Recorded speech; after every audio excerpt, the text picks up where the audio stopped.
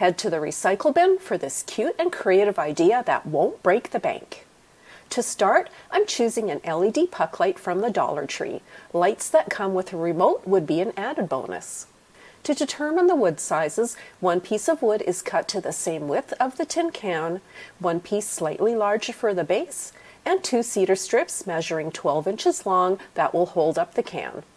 Working within the smaller board thickness, I'm pre-drilling 2 screw holes on the bottom of each cedar strip plus 1 hole near the top. I'm now choosing my paint colors of raw silk and coal black by Fusion Mineral Paint. Both cedar strips and the smaller wood block are being painted in 2 coats of black. Using a gloved hand for protection from the metal, I'm positioning the tin can over my hand, then painting it with 2 coats of raw silk. Now it's assembly time. The main base is being placed good side down, then the smaller block of wood is being positioned on top and traced. I'm now pre-drilling 4 screw holes in the main base within the marked area. Flipping the base good side up, I'm positioning the smaller board on top of the base, then holding that position, carefully flipping it around and attaching the 2 pieces together from the underside with screws. This will mount the 2 boards together without the screws showing. I'm now attaching the 2 cedar strips to both sides of the smaller piece of wood through the 2 screw holes. Now the tin can is being held in between the 2 cedar strips. I'm drilling a small hole through one side of the can using a small metal drill bit, then attaching the can to the strips with a short screw. You can also use a nut and bolt if preferred. I realized later that you could slightly see the inside of the can, so I'm doing a quick touch-up with the paint to cover any exposed metal. To enhance the overall look, I'm hot gluing some thin white rope to the entire edge of the open can's side, which softens the edges really nicely. Then with a quick push of a button, my tin can task light is ready to use wherever I wish. This hands-free task lighting is surprisingly very bright thanks to the LED puck, and the can is easy to position wherever you need a little bit of extra light.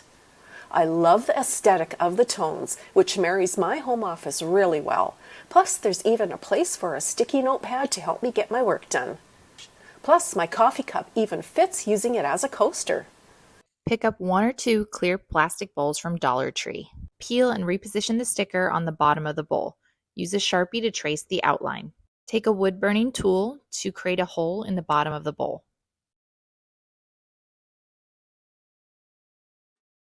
Take a light kit from Amazon and thread the socket through the hole. Make sure it's secure and add a light bulb. Then hang with C-hooks.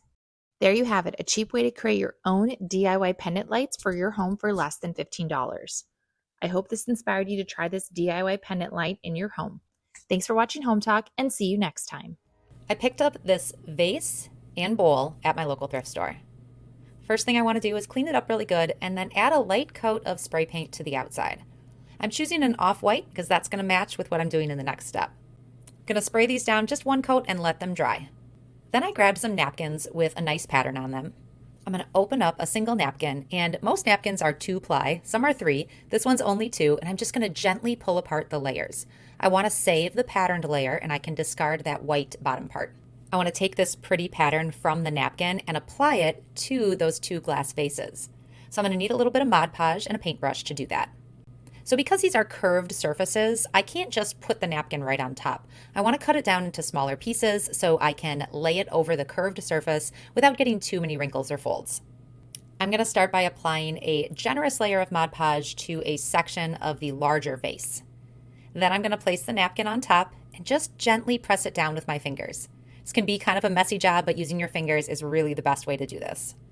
I want to smooth it out. There are going to be a few wrinkles, but not too many. I just want to smooth everything down so it sticks.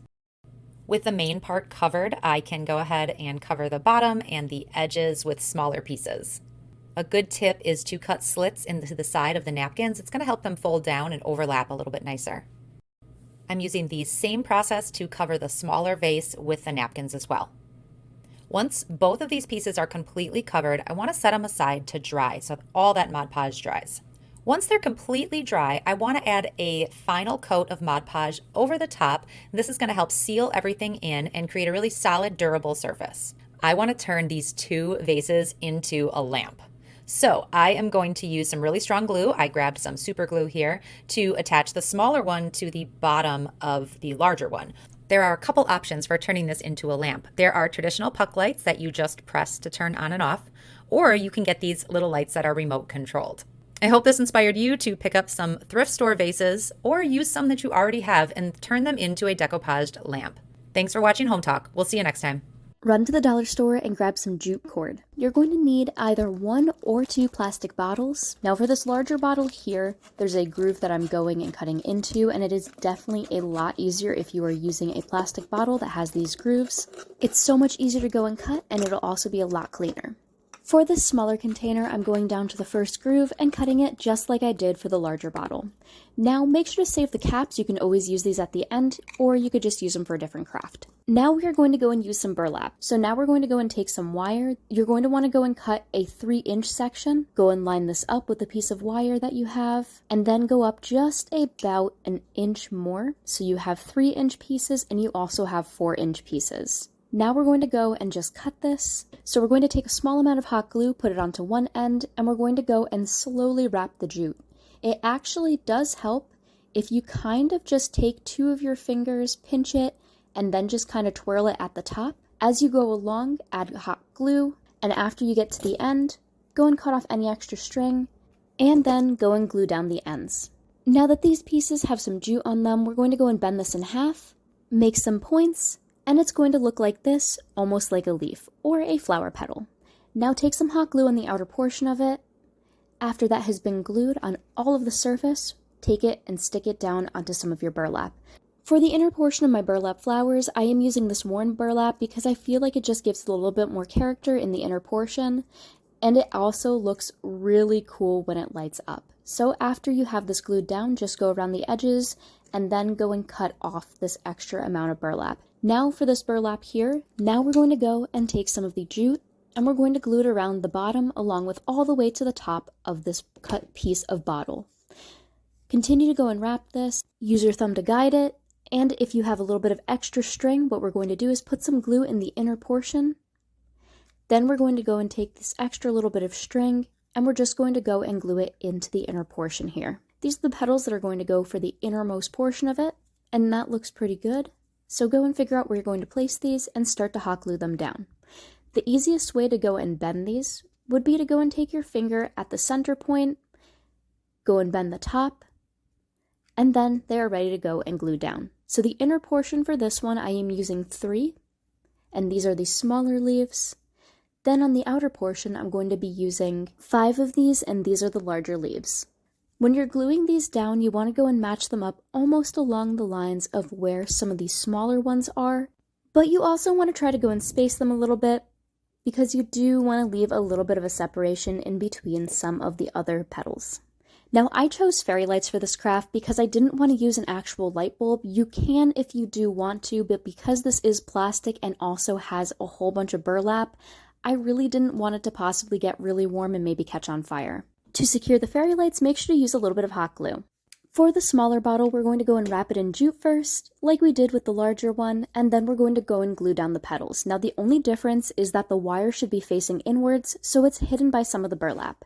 But we're going to go and glue down the smaller ones in the center first, and after the small ones have been placed, we're going to go and glue the larger ones and overlap the small ones just slightly with the larger ones.